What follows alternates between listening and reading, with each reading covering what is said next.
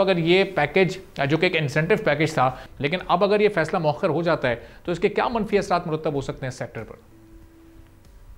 जी बिस्मिल्लाहिर्रहमानिर्रहीम, बहुत शुक्रिया आपके इनवाइट करने का।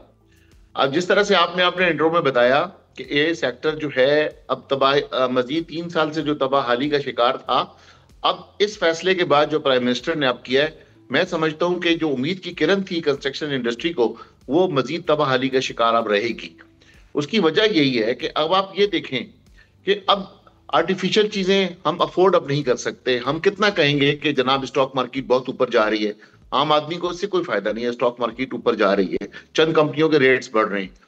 3100 बिलियन रुपया जो बैंकों में पड़ा हुआ था, जो 22% के ऊपर पहले बैंक ने ऑफर किया हुआ था, वो भी बिजनेसमैन के समझाने के ऊपर ग्रेजुअली हम समझते हैं कि गवर्नमेंट को समझ आई और ग्रेजुअली कम करते करते करते आज 13% पे लेकर आई।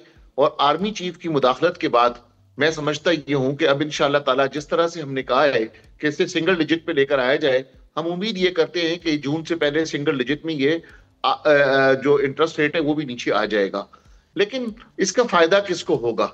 इसको इंडस्ट्री का कोई फायदा भी नहीं होने जा रहा, आम आदमी का कोई फायदा होने नहीं जा रहा। अब आप ये देखें कि जिस तरह आपने खुद फरमाया कि इसमें से मेजॉरिटी चीजें जो कंस्ट्रक्शन इंडस्ट्री से रिलेटेड है वो सब पाकिस्तान में बनती हैं। 72 इंडस्ट्रियां इससे वाबस्ता हैं। हम आप यकीन करें कि हम जितने कंस्ट्रक्शन इंडस्ट्री के लोग हैं, हमने पिछले 3 साल से कोई नया प्रोजेक्ट नहीं किया, क्योंकि नया प्रोजेक्ट करें कहां से? लोगों के पास एक तो पैसा नहीं है, लोगों के पास इस टाइम कैपेसिटी नहीं है, और लोगों के पास फिर जब ये बुक में पैसे नहीं है एक आम आदमी के पास। हमने गवर्नमेंट को, हमारी टास्क फोर्स ने, चेयरमैन आबाद ने यही समझाई थी बात कि अगर फाइलर बनना आपको मुश्किल, बनाना मुश्किल लग रहा है, 25 करोड़ की आबादी और आप फाइलर की चंद मिलियंस के अंदर फाइलर है, आपको मैक्सिमम लोग फाइलर बन जाएंगे अगर आप इस किस्म की एक एमनेस्टी अगर आप दे देते हैं। और जो लोग 5 करोड़ तक की जब एक दफा कोई चीज ले लेंगे तो ऑटोमेटिक वो लोग सिस्टम के अंदर आ जाएंगे। सिस्टम में आने के बाद अगर 1 साल आपको टैक्स नहीं मिला, अगले साल से वही लोग उस सिस्टम के तहत आपको टैक्स भी दे रहे होंगे, उनका एनटीएन भी बन चुका होगा। और जो 72 इंडस्ट्रियां हैं वो चल पड़ेंगी जो इस वक्त बिल्कुल मुंजमद होकर रह गई हैं। आप ये देखिए, किसी टाइल की इंडस्ट्री से पूछें, मैक्सिमम टाइल की इंडस्ट्रियां जो है ना, सिर्फ उनकी जो चल रही है, रनिंग कर रही हैं, वो 10% ग्रोथ है उनकी। अब 90% इंडस्ट्री जो तो नहीं चल रही।